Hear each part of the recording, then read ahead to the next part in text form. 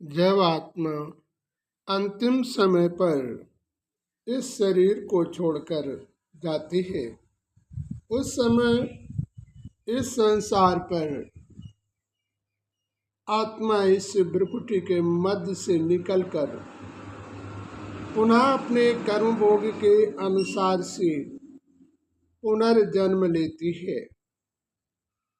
मानव आत्मा इस शरीर से निकलकर धर्मराजपुरी में जाने के पश्चात पुनर् एक माँ के गर्भ में जाती है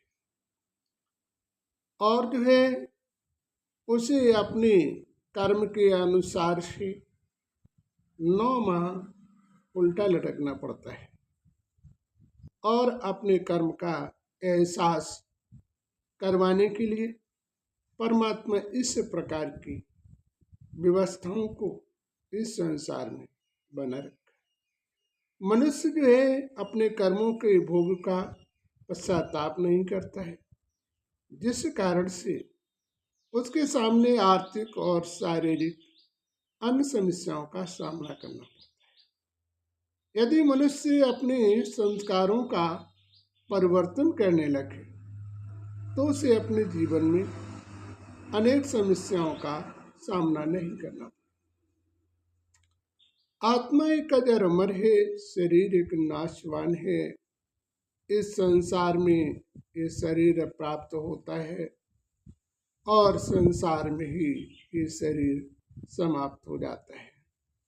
मानव अपने कर्म के अनुसार से ही जन्म लेता है, माँ के उर में आत्मा का प्रवेश हो जाता है और तभी माँ के पेट में बच्चे का चलना प्रारंभ होता है।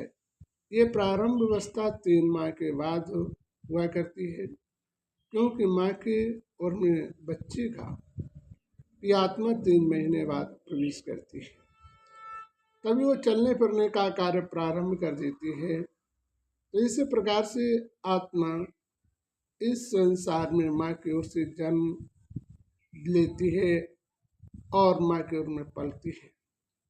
इसके पश्चात वो इस संसार में जन्मती है। कर्म का भोग मानव जीवन को भोगना पड़ता है।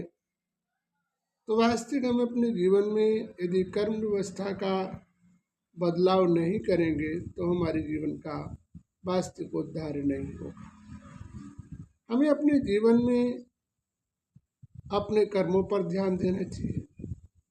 जैसे कि हमारे महापुरुषों ने कहा है कि 84 लाख योनियों में मनुष्य की आत्मा भ्रमण करती है, जिससे उसे अपने कर्म भोग का पश्चाताप हो। लेकिन वास्तविक देखा जाए, परमात्मा ने बताया है कि मानव आत्मा 84 लाख योनियों में भ्रमण नहीं करती। यदि 84 लाख योनियों में आत्मा भ्रमण करती तो विचार करने की बात, बीमारी रोगन समस्याओं का सामना नहीं करना पड़ता। मानव की आत्मा कभी भी खरगोश में नहीं जाती है, बल्कि मानव का जीवन खरगोश से तुलना होता है। जैसे खरगोश किसी व्यवस्था के आंट देने पर वो भागता है अपने प्राणों को बचाने के लिए, बल्कि इसी प्रकार से मानव योनि में भी दूसरों को देखकर अपने आप को परिवर्तन करते हैं। लेकिन वास्तविक जो देखा जाए, मनुष्य की आत्मा मनुष्य में ही रहती। पशुओं ऐसे कर्म मानव जीवन में भी हो जाया करते। गाय दिखाया गया, गाय मानव को, बल्कि मनुष्य की आत्मा गाय में नहीं जाती है, बल्कि मनुष्य के गाय तुल्य विचार भावनाएं हो जाया करते हैं। जैसे गाय को खाने से मतलब और उसके मालिक की व्यवस्थाओं के अनुसार से वो कार्य करती है। तो इसी प्रकार से संसार में मनुष्य जो है जब गाय योनि में जन्म नहीं लेता है, बल्कि गाय से गुण मानव जीवन के अंदर आ जाते हैं। तो हमें वास्तविक विवेक, अपने विवेक का प्रयोग नहीं करता है। यदि विवेक का प्रयोग करें तो उसे ऐसी समस्याओं का सामना न करना पड़े। मनुष्य सदा ही मानव योनि में जन्म लेता है पशु पक्षी अन्य व्यवस्थाओं में मानव का जन्म नहीं होता है। मानव जैसे कर्म करता है वैसे ही मनुष्य को भोगना पड़ता है। यदि 84 लाख मनुष्य की आत्मा ने भ्रमण किया होता तो विचार करने की बात है, आज मनुष्य बीमारी, रोग, गरीबी, अमीरी का सामना नहीं करता, सभी सुखी संपन्न होते। जैसे कि आम लगाओ तो आम पैदा होता है, केला लगाओ तो केला पैदा होता है। तो जैसा तुम करोगे वैसा तुम्हें भोगना पड़ेगा।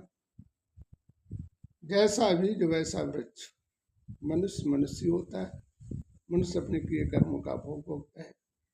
उससे गलत होता है, जैसे गधा एक वजन ढोने से उसे मतलब रहता है, तो मनुष्य होते हुए अपने जीवन की व्यवस्थाओं का परिवर्तन नहीं करता। कहीं तंबाकू खाएगा, नशीले पदार्थ खाएगा, लेकिन वो वास्तविक ये नहीं देखता इससे हमें क्या हानि और हमारे जीवन का क्या नुकसान होगा।